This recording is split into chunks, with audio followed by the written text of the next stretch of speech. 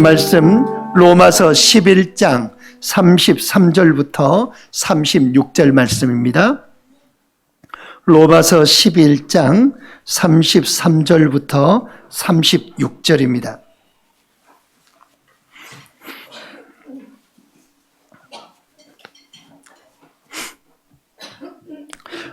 제가 한 절 읽고 여러분 한 절 읽겠습니다. 깊도다 하나님의 지혜와 지식의 풍성함이여 그의 판단은 헤아리지 못할 것이며 그의 길은 찾지 못할 것이로다. 누가 주께 먼저 드려서 갚으심을 받겠느냐? 주에게서 나오고 주로 말미암고 주에게로 돌아감이라. 그에게 영광이 세세에 있을지어다. 아멘. 사랑하는 여러분, 한국인의 삶에는 유난히 고향에 대한 애틋한 마음이 있죠. 고향. 그러면 마음들이 굉장히 애잔한 그런 모습들이 있습니다. 벼슬을 하러 갔다가도 떠났다가도 고향에 돌아오게 되고, 명절이면 2천만 명 정도 되는 사람들이 이곳저곳 온 도로에 자동차를 타고 나오면서 고향을 향해 찾아가지요. 불편을 감수하면서도 기어이 고향을 찾습니다. 우리나라의 가요나 민요나 가곡 이런 것들이 절반 이상이 대부분 보면 가사들이 고향을 찾아가는 가사들이 많습니다. 타지에 나가서 사는 사람들은 과거에 막 부르는 가요라고 한다면 타향살이 몇 해던가 뭐 이런 가요들을 많이 불렀겠죠. 다른 지역에 가서 사는 게 이게 시간이 지날수록 고향에 대한 애틋한 그런 마음들이 묻어납니다. 심지어 우리가 죽음을 표현할 때 뭐라고 말합니까? 죽음을 표현할 때 돌아가셨다, 돌아간다라고 하는 그런 표현을 씁니다. 우리 조상들은 죽어서 고향에 묻히지 못하면 그걸 뭐라고 여겼냐면 객사라고 그렇게 말했습니다. 죽어서 고향에 묻히지 못하면 객사, 집 나가서 죽은 것이죠. 그걸 가장 큰 불행으로 여겼어요. 심지어 시신이 없으면 머리카락 또는 뭐 신발, 뭐 손때 묻은 그의 유품, 그런 것들을 함께 묻어서 허총이라고 말하죠. 거짓된 무덤을 그렇게 만드는 거예요. 시신이 없는 무덤을 그의 손때 묻은 것들을 집어넣어서 만들죠. 다시 말하면 강렬하게 회귀하는 그런 본능을 그렇게 보여주는 것입니다. 자연의 세계도 마찬가지예요. 수백 킬로, 수천 킬로미터 헤엄을 쳐서 다시 태어난 강으로 돌아오는 잘 알고 계시네요. 연어의 귀환. 그 연어의 귀환을 보면 정말 신기하기가 그지 없습니다. 어떻게 그 한 마리의 물고기가 떼를 지어가지고 자기가 태어난 곳으로 돌아올까? 이건 과학이 설명할 수가 없대요. 이거는 아무리 설명하려고도 안 된다는 거예요. 역류하는 그 물살을 뛰어오르고 먹지도 않고 그 몸의 절반이 그 강을 따라 올라오는 중에 물이 적으면 막 헤엄을 치면 온 몸이 상할 수밖에 없죠. 그런데 그 돌에 자갈밭에 막 부딪히면서 그 강을 거꾸로 거슬러 올라온다고 해요. 반드시 본향으로 돌아온다라는 겁니다. 매년 명절마다 온 나라가 대이동하는 것도 사람의 마음 가운데 돌아가야 된다라고 하는 그런 보이지 않는 자석 같은 힘이 있기 때문에 그렇습니다. 그러면 왜 인간은 돌아가려고 할까요? 왜 자꾸 돌아가려고 할까요? 이 땅의 고향 때문만이 아니라 우리의 영혼이 처음부터 하나님께로부터 지으신 곳으로부터 왔기 때문에 그렇습니다. 에덴, 하나님의 임재 아래에 시작된 그 사람의 영혼은 죄로 인해서 하나님과 단절돼 버리고 그 본향을 떠나버리게 됐죠. 그 본향으로 가려고 해도 하나님이 두루도는 화염검을 설치해가지고 들어오지 못하게 만들었습니다. 그곳에 오지 못하게 만들어버린 거예요. 그러니까 인간은 계속해서 끊임없이 에덴을 향해 가죠. 잃어버린 낙원을 다시 찾아서. 그러나 하나님은 여전히 우리 사람들 마음 내면 깊은 곳에 하나님께 돌아가고자 하는 그 회개 본능을 주셨다라는 거예요. 그 본문이 오늘 3절에 36절에 이렇게 말하죠. 이는 만물이 주에게서 나오고 주로 말미암고 주에게로 돌아갑니다. 주님에게로부터 나오고 주님으로부터 말미암고 주님에게로 돌아간다라고 이렇게 표현을 해주고 있습니다. 마지막에는 하나님께로 돌아가는 존재라는 것이죠. 본향을 향해서 사는 우리의 삶이 어떠한가 오늘 잠깐 살펴보고자 합니다. 본향에서 사는 삶은 주님에게서 나오고 주님에게로 돌아가는 그런 인생의 여정인 것입니다. 다시 말하면 한번 따라서 합시다. 우리는 하나님에게서 난 존재다. 아멘. 우리는 하나님으로부터 태어난 존재들이라는 사실입니다. 하나님으로부터 태어난 존재들은 하나님은 거짓을 알지도 못합니다. 하나님은 늘 진실하십니다. 하나님은 늘 선하십니다. 하나님의 행함은 모두 다 공의롭습니다. 그 어떤 것 하나 하나님은 잘못된 것이 없어요. 그 존재에게서 우리가 태어났다는 사실이죠. 로마서 11장 36절은 삼중전치사를 쓰고 있어요. 그래서 하나님의 절대적인 주권을 드러내요. 이는 만물이 주에게서 나오고 주로 말미암고 주에게로 돌아갑니다. 이게 바로 삼중전치사예요. 무슨 표현이냐면 만물이 주님에게로부터 그에게로부터 왔다라고 하는 표현을 쓰는데 from him이라고 그래요. 영어로. 누구누구로부터. 예. 그래서 이 from him이라고 쓰는 그에게로부터 왔다라고 하는 것이 뭐냐면 근원이 하나님이시다. 우리의 근원은 하나님이다. 그리고 두 번째 보면은 주의 주로 말미암아라고 말하고죠. through him. 주님으로부터 말미암아. 다시 말하면 모든 인생을 섭리하는 분이 누구시다? 하나님이시다라는 거예요. 주로 말미암고. 그리고 마지막 세 번째 주님에게로 to him. 그러니까 from과 to가 분명하잖아요. 하나님으로부터 시작됐고 그리고 다시 하나님으로부터 돌아가는, 하나님께로 돌아가는, 하나님으로부터 출생하고 그리고 주님으로 인해서 살아가고 그리고 마지막에는 하나님께로, 주님께로 다시 돌아가는 것. 이 한 절이 우리의 모든 인생을 다 대변해 주고 있습니다. 우리는 모두 다 그런 사람들이라는 거예요. 한번 따라서 합시다. 주님으로부터 왔고 주님으로 살고 주님에게로 돌아간다. 아멘. 이거 한 절을 여러분 꼭 기억하시기를 바랍니다. 그것이 바로 이 피조물이 존재하는 이유를 설명해 주고 있어요. 모든 것이 다 주님이라는 거예요.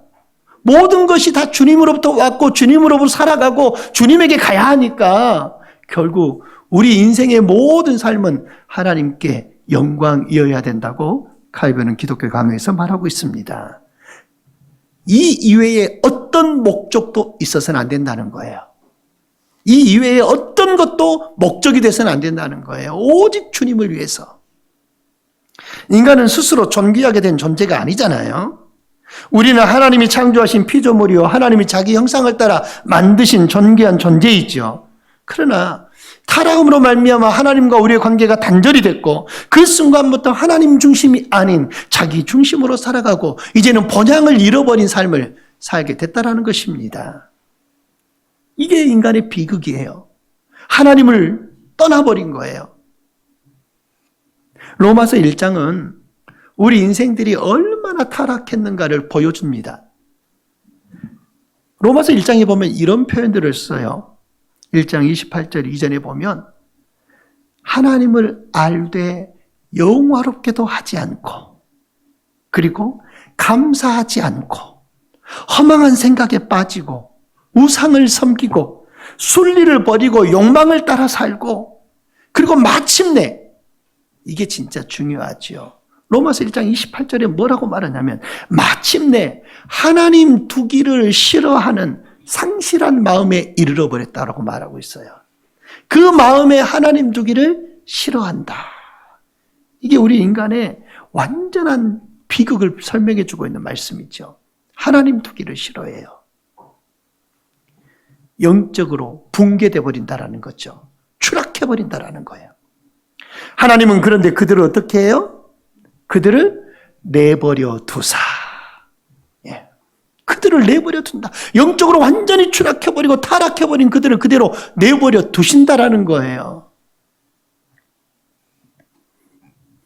그 결과를 스스로 맛보게 만든다는 거죠. 우리도 마찬가지입니다. 예배를 떠나고 말씀을 떠나고 기도를 떠나고 하나님 아버지 앞에 순종하는 삶을 떠나면 필연적으로 하나님의 뜻에서 멀어지는 거죠. 하나님의 번향으로부터 멀어지는 거죠. 그런데 우리는 거기서 끝나버리면 비극이겠지만 거기서 끝나지 않아요. 감사하게. 할렐루야. 거기서 끝나지 않아요. 그런데 하나님이 인간을 내버려 두시지 않고 구속의 중심이 되신 예수 그리스도를 우리에게 보내주셨다는 사실이에요. 예수님께서 십자가에 찢기신 것은 호세아 6장 1절 말씀처럼 우리를 낫게 하시고 우리를 싸매 주시기 위함입니다. 성령이 우리 안에 내주하시고 우리의 양심을 일깨워 준다고 로마서 9장 1절에 말합니다. 우리가 하나님을 떠나버릴 때 마음이 찔렸다라고 한다라고 하는 것은 정죄가 아닌, 죄를 정죄함이 아닌 하나님이 회복으로 초청하는 일인 줄 믿습니다. 다시 말하면 돌아오라라고 하는 신호인 것이죠. 어떤 집회에서 한 사람이 길거리를 지나가다가 교회 안에서 집회가 열린 거예요. 그런데 그 집회장 안에서 창문이 좀 열려져 있었는가 봐요. 뭐 지금처럼 이제 방음이 잘 되면 안 들리잖아요. 그런데 방음이 안 되던 시절에 밖에 지나가는데 노래소리가 들린 거예요. 무슨 찬송 소리가 들렸냐면 내가 주께로 지금 가오니, 그 찬송이 밖에서 들린 거예요. 지금은 문 열어놓고, 내 마음은 항상 그래요. 문 살짝 열어놓고 우리 찬송하고 그러면 얼마나 좋을까. 지나가는 사람이라도 듣게. 우리만의 찬송이 아니라, 예전에 과거에 제가 주일학교 아이들 막 성탄절 되고 막 그러면 교회 창문을 이만큼 열어놓고 거기다가 스피커 하나, 컴퓨터 그 모니터 스피커 있잖아요. 그거 하나 창틀에다 이렇게 내놓고 막 그 노래를 틀어놓은 찬송을 틀어놓고 했던 적이 있어요. 그 소리 듣고 아이들이 올라오고 막 그랬거든요. 길 지나가는 데다가. 그런데 그 소리를 듣고 이 사람도 그 찬송 소리를 들은 거예요. 그리고 그 소리에 이끌려서 예배당에 올라오고 내가 주께로 지금 가오니 골고다의 보혈로 날 씻어주소서, 그 찬송 가사처럼 그가 자기도 모르게 끌려서 그날 헌신을, 주님 앞에 거룩한 백성으로 다시 태어남을 경험했습니다. 그로부터 2주간이 지났어요. 그 사람은 여전히 그 찬송의 가사에 완전 매료가 돼서 아침에 출근하면서 아내에게 잘 갔다 올게 그러면서 내가 주께로 지금 가보니 골고다의 보혈로, 그 찬송을 부르면서 아침에 출근합니다. 근데 시간이 조금 지난 다음에 집에 노크 소리가 들리는 거예요. 노크 소리가 들렸는데 남편이 시신으로 돌아온 겁니다. 남편이. 여러분, 그의 생애가 갑작스러운 사고로 끝났지만 그는 이미 예수의 보혈로 씻김을 받았기에 주님의 품으로, 그 번향으로 돌아간 줄 믿습니다. 만약에 그가 그날 그 찬송 소리에 이끌려서 돌아와서 예수를 영접하지 않았다면 그의 이후의 삶은 어떨까요? 그는 영원히 잃어버린 바 된 사람이 되고 말 것입니다. 또 그러므로 돌아오는 것은 선택이 아니라 영광인 줄 믿습니다. 하나님께 돌아오는 건 내가 뭘 선택해서 내가 잘해서가 아니라 하나님이 나를 그렇게 이끌어 주신다는 거예요. 그러니까 하나님께 영광이 될 수밖에 없는 거죠. 우리가 그런 말 많이 쓰잖아요. 농담으로 서로 얘기하다가도 영광인 줄 알아 이것들아 그러잖아요. 그렇죠? 하나님이, 거룩하신 하나님이 죄인된 우리와 함께 하시고 우리를 불러주신다니까 그게 얼마나 영광이에요. 우리는 무한 감사를 하나님께 드려도 부족한 사람들인 것입니다. 히브리서 11장에 소개된 믿음의 사람들, 그들은 다시 하나님께로 돌아간다라고 하는 소망을 가지고 나그네처럼 살았습니다. 완성의 영광을 기대하며 살았던 것이죠. 왜냐하면 그들은 더 나은 번향, 하늘 번향을 바라보고 살았기 때문이에요. 만약에 제가 아무리 강단에 서서 말씀이 하나님의 놀라운 능력의 역사가 나타나고 그리고 찬송이 하나님의 보좌에 울리는 찬양이 되고 우리의 기도가 하나님의 보좌에 상달돼서 응답되고 아무리 수많은 이런 얘기를 해도 결국 천국을 얘기하지 않으면, 번향을 얘기하지 않으면 그거는 온전한 것이 못 되는 거예요. 하나님의 나라, 하나님의 나라에 갈 하나님의 백성들의 삶을, 예수 믿으면 천국이다라고 하는 얘기를 빠뜨리면 안 된다는 거죠. 그 신앙이 없으면 안 된다는 거죠. 천국이 마치 그저 이상향처럼 그렇게 생각되면 안 된다는 거예요. 천국은 실제예요. 천국은 내가 누려야만 되는 거예요. 앞으로 누리게 될 것이고요. 그러니까 천국 그러면 어떤 사람들은 그냥 우리가 예수 믿고 사는 건 믿고 사는 거다, 거기까지만 멈추는 사람이 있어요. 아니요. 천국을 소망해야 합니다. 성경에 천국을 이야기하고 있기 때문에, 하나님과 함께 영원히 살 것을 말하고 있기 때문에 여러분은 천국 백성인 줄 믿습니다. 박윤선 박사는 이렇게 말을 했습니다. 믿음은 장래의 본향을 바라보는 눈이다라고 했습니다. 하나님의 나라를 바라보는, 그 본향을 바라보는 눈이 있어야 그게 믿음이 있다라는 거예요. 그러니까 아무리 예수님 믿고 살아도 천국을 소망하는 눈, 믿음의 눈으로 바라보지 못한다면 그냥 쉽게 말하면 믿음 없는 거예요. 그거는 온전한 믿음이 아니라는 거잖아요. 예? 우리가 예수 믿고 사는 그런 근본적인 이유가 뭡니까? 하나님의 나라의 백성으로 우리가 살아가는 것이잖아요. 그러면 이 땅에서만요? 아니요. 우리는 영원한 하나님의 나라에서 하나님의 자녀로 그 하나님의 나라를 누리며 살아야 될 사람들이잖아요.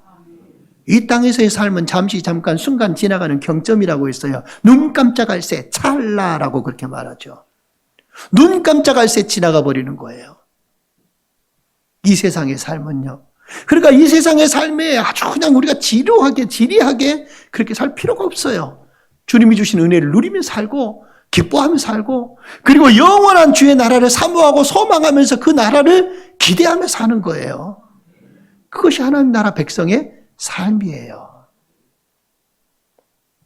아브라함은 약속의 땅을 바라보지 못했죠.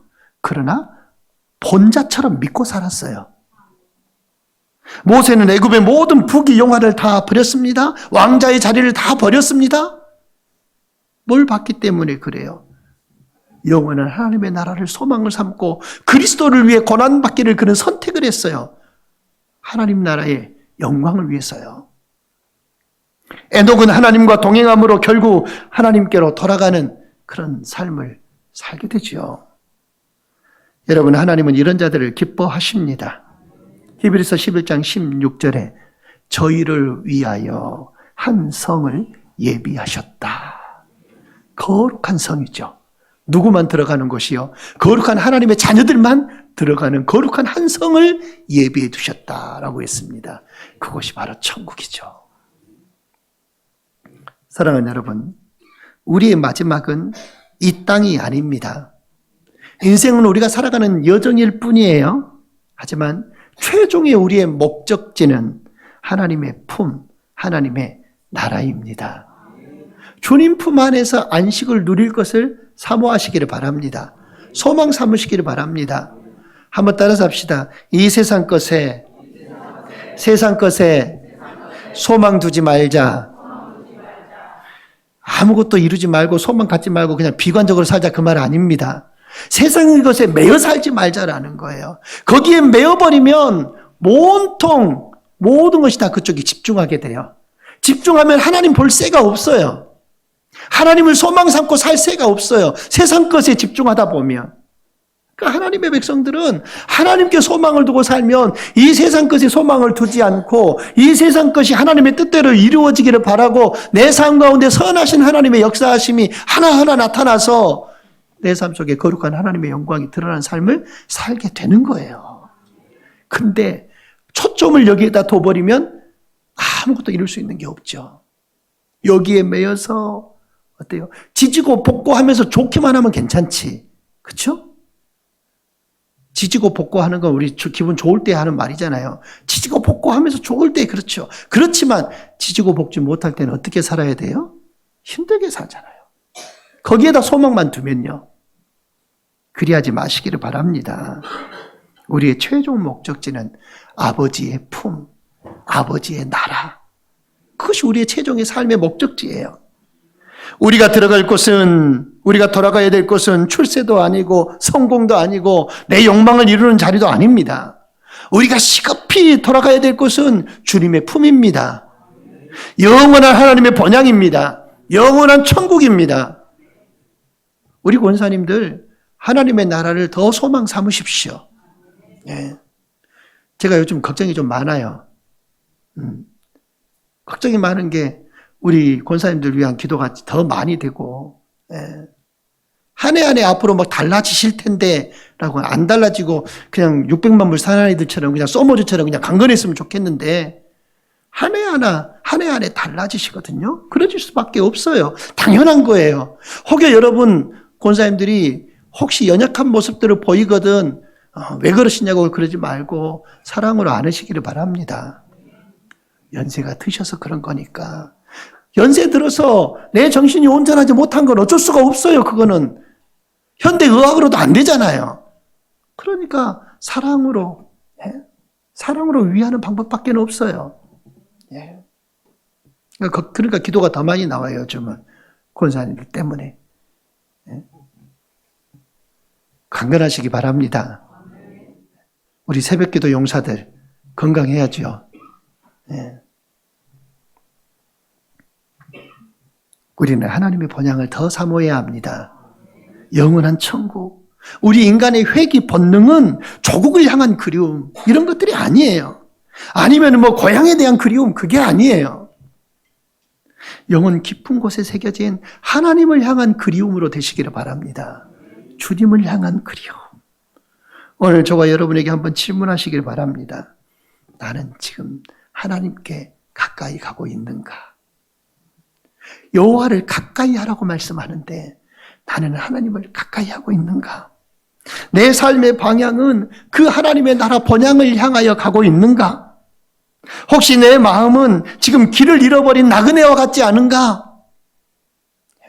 나는 나그네처럼 그런 삶을 살고 있지는 않은가?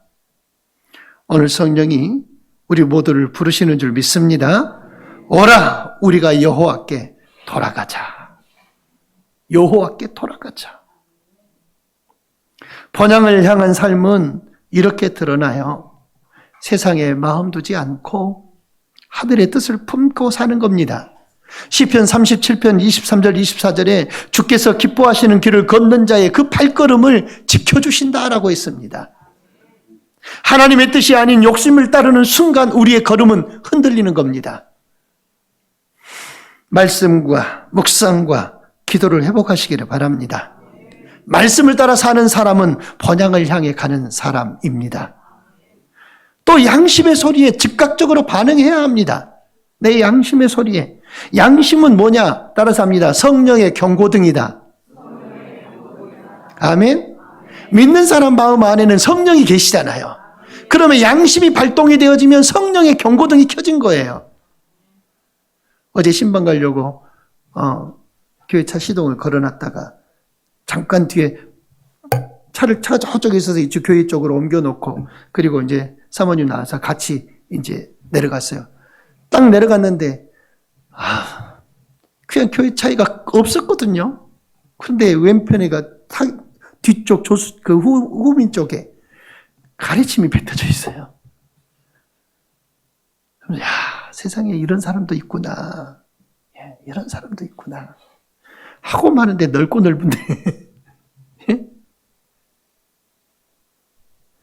양심의 소리가 없는 거잖아요. 그런 사람들은. 양심이 소리를 울려줘도 모르는 사람이잖아요. 우리는 양심의 경고등이 켜지면 성령님이 지금 경고하셨다고 깨달아야 돼요. 죄에 민감할수록 성령의 인도가 선명해집니다. 죄에 내가 가지고 있는 허물이나 이런 죄들에 대해서 민감하게 반응하잖아요. 민감하게 생각이 막 되어지는 거는 성령이 지금 내 마음을 자꾸 주장하는 거예요. 그때 빨리 깨달아야 된다는 거죠. 한 번만 물어봅시다. 죄를 지으면 마음이 편합니까? 어찌 웃어요? 죄를 지으면 마음이 편해요? 아내에게, 남편 되신 여러분, 우리 새생명교회 남편들은 아내들에게 그런 죄를 안 저지르실 분들 같아요. 잘못 안 하실 분들 같아. 전부 다 내가 아무리 오늘 아침에 교회에서 나오기 전에 아무리 생각해봐도 우리 새생명교회 남편들은 참 아내들한테 야단 맞을 짓 안 하고 산다. 혼내지 마세요. 내가 보니까 내 관점이 그래요. 여러분, 죄를 지으면 마음이 편한가요? 불편하죠. 불편하고 상대방에게 미안하고 그래요. 불편하고 미안한 그 감정이 뭘까요? 불편하고 미안한 그 감정은 성령이 돌이키라는 거잖아요. 불편하지 않은 사람은 계속 그리합니다. 결국 그리하다가 성령의 음성을 듣는 거에 성령에 예민한 사람이 되지 못해요. 그래서 돌이킴의 역사가 없죠. 달라짐이 없어요. 멸망의 길을 가는 거예요. 양심의 소리, 성령에 민감한 여러분 되시기를 바랍니다. 교통사고가 대부분 언제 일어난가요? 물론 판단력이 흐려져서 주의 집중이 잘못했을 때도 일어나지만 교차로에서의 대부분의 사고는 노란불일 때 달려갔을 때 많이 납니다. 황색등이 켜졌을 때, 황색등이 켜지면 가능하면 서야 되는데 에이 하고 더 밟았다가 사고 나는 거예요. 지난번에 저 운전하다가 앞에서 큰 차가 있으니까 안 보여요. 그런데 날도 어둡고 캄캄하죠. 그런데 나도 모르게 갔는데 그게 녹색불인 줄 알았어요. 그런데 지나고 보니까 빨간불이에요. 어찌나 놀랬던지 어디서 그게 이제 바뀌는 순간이었던 것 같아요. 근데 옆에서 빵 소리가 들려요. 보니까 사모님이 지금 뭐 했냐고 그래서 내가 나 파란불인 줄 알았는데 여러분 그럴 때 사고가 생겨요. 성령님이 우리 마음을 민감하게 자꾸 건드리실 때, 터치하실 때 우리는 거기에 반응해야 합니다. 한 번만 더 묻습니다. 기도하기가 막 싫어집니까? 기도하기가 싫어지면 그때가 돌아가야 할 때인 줄로 아시기를 바랍니다. 예. 기도하기가 싫어지면 돌아가야 된다. 우리는 빨리 그렇게 바꿔서 역발상을 해서 우리는 전환시켜야 돼요. 예배가 식어집니까? 성령이 부르시는 때입니다. 예? 지체 말고 돌아오라. 지체 말고 돌아오라. 성령이 부르시는 그 음성에 귀를 기울이시는 여러분 되시기를 주의 이름으로 축원합니다. 우리는 본향을 바라보고 경건 훈련을 해야 합니다. 믿는 자는 나그네의 정체성을 기억해야 합니다. 세상의 유혹을 적당히 즐기며 살 수 없어요. 목적지를 알고 가는 사람은 길을 잃지 않아요. 천국을 바라보는 사람은 고난 속에서도 흔들리지 않습니다. 본향을 향하는 삶은 세상에 대한 집착을 끊고 하나님을 바라보는 삶입니다. 복음 안에서 또한 다른 이들을 본향으로 인도하는 여러분 되시기를 바랍니다. 우리는 천국을 혼자만 들어가는 게 아니에요. 물론 개인적으로 따지면 모두 다 혼자 천국을 들어가는 일이겠지만 공동체를 생각하면 우리 모두 함께 천국에 같이 함께 손잡고 들어가는 사람들이라는 거예요. 예? 옆에 사람 손에 손잡고 88 올림픽 표처럼 손에 손잡고 어디로 가요? 천국을 향해, 본향을 향해 가야 될 사람들이에요. 그 잡은 손들 여러분 놓치지 마시기를 바랍니다. 함께 들어가는 공동체여야 돼요. 그래서 우리 모두가 하나님의 나라에 이르면 아이고 장로님 오셨어요. 권사님 오셨어요. 예? 그게 바로 함께 하나님 나라에 들어가는 공동체이죠. 가족을, 친구를, 직장의 사람을 복음으로 초청하고 그들도 하나님의 백성으로 살아가도록 공동체로 초청을 해야 된다는 거예요. 연하가 자기 몸을 상해가면서 본향으로 가듯 우리도 희생을 감수하면서 하나님께로 나아가야 될 줄 믿습니다. 말씀 맺습니다. 사랑하는 여러분, 우리는 하나님께로부터 나왔습니다. 하나님으로 인해 살아갑니다. 그리고 마지막에는 결국 하나님께로 돌아갑니다. 이 땅이 우리의 본향이 아닙니다. 영원한 아버지의 나라, 아버지의 품을 향해 나아가는 여러분 되시기를 축원합니다. 오늘 이 예배의 자리에서 주님께로 돌아오는 믿음의 결단, 그리고 본향을 향해 다시 발걸음을 내딛는 결단, 그리고 온 공동체가 함께 하나님의 기뻐하시는 그 나라를 향해 가는 그 기쁨과 즐거움 안에서 우리 모든 새생명 가족들이 바로 이 본향을 사모하는, 그리고 주님께로 돌아가는 귀한 믿음의 삶을 사는 역사가 있기를 예수님의 이름으로 간절히 축원합니다.